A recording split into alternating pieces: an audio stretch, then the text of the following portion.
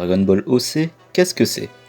Publié depuis le 19 novembre sur Twitter, dessiné par le dessinateur Titano, Dragon Ball OC nous présente l'histoire de Titano Xeno, un jeune Saiyan rescapé de l'attaque de Kamba, le Saiyan maléfique. Alors qu'il n'était qu'un simple enfant de 3 ans, Titano est témoin du meurtre de ses parents de la part de Kamba. Un peu comme les parents de Bruce Wayne, je dirais.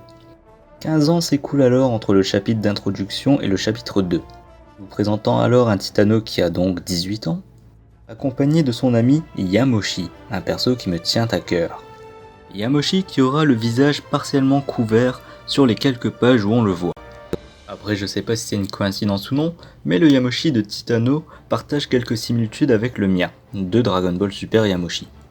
Alors que Yamoshi et Titano se baladaient avec une amie, ils tombent face à un gang qui embête un groupe de Saiyans et décident de les aider. Qui après provocation en viendra aux mains, mais se feront rétamer par Titano. Titano renommera le gang The Nuts Gang, qui fait une petite référence à un groupe de personnages que nous voyons dans Xenoverse de souvenirs. C'est alors que Titano expliquera au leader du gang des Saiyans qu'il est le dernier Saiyan God, ou bien un dernier Saiyan divin pour nous bons français.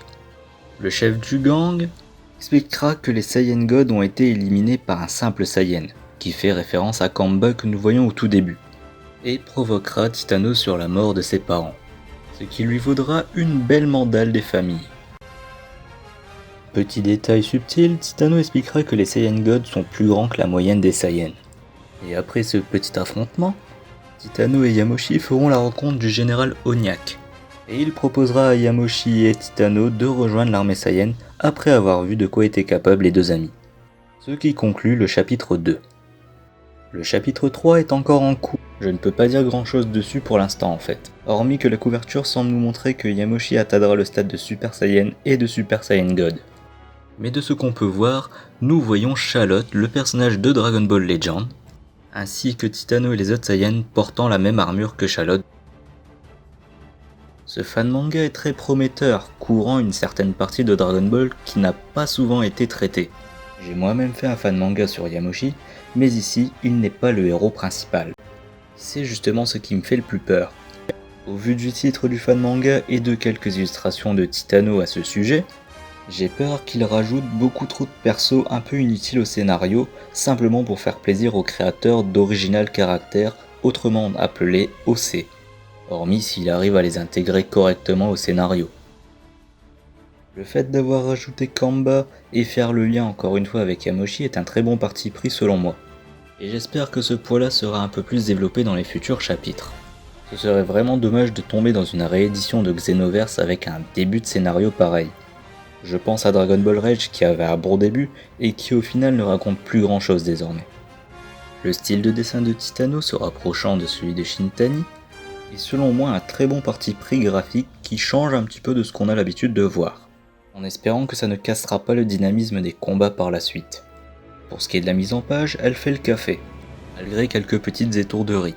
Rajouter quelques débordements de cases, ainsi que des pages en une case pourrait dynamiser encore plus le récit. Un détail en particulier m'a un petit peu dérangé.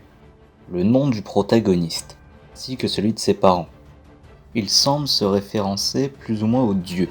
Pour la mère de Titano, je suppose que ça fait référence à déesse en anglais qui se dit goddess, et Titanos au titan de la mythologie grecque, ou Titan, l'un des satellites naturels de Saturne. Après, je peux me tromper, alors que jusqu'à maintenant tous les noms des Saiyans étaient tirés de noms de légumes. Je veux bien admettre qu'ils font partie de la race des Saiyan God, mais quand même, je trouve que ça casse un tout petit peu l'immersion par rapport au personnage. Sinon, hormis ça, je trouve que le fan manga est très bien ficelé pour l'instant, et j'espère qu'il continuera dans cette direction. Et je suis surtout content que quelqu'un d'autre parle enfin de Yamoshi dans son fan manga, et surtout pour l'instant de manière pas trop abusive, et dans le contexte des Saiyans primitifs. Je vous invite à aller voir son Instagram et son Twitter pour voir le restant de ses travaux. Voilà, si vous voulez soutenir la chaîne, tous les liens sont dans la description. Et sur ce, je vous dis à la prochaine.